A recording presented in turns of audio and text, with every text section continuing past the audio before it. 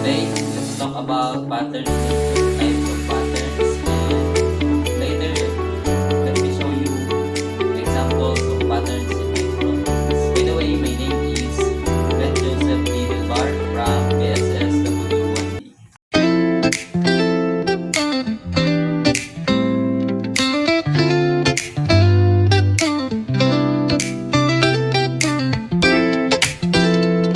So now, I will show you the first pattern nature, which is symmetry. But before I will show you the examples of symmetry, let's explain what is symmetry. Symmetry means one half of an object of the other half. The first example of bifolds.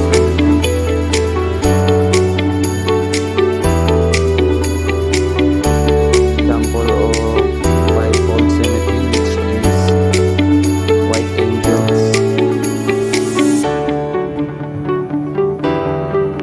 So now I will show you the second pattern nature, which is fractal. But before I will show you the example of fractals is, well, let me explain what is fractal. Fractal means a fractal is a pattern that repeats itself in different scales, small parts that similar. So this is the first example of fractal, which is elephant ear plant.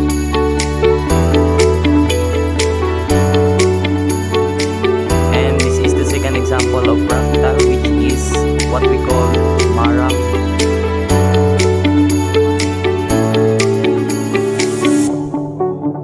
So now I will show you the third example of pattern in nature, which is spiral.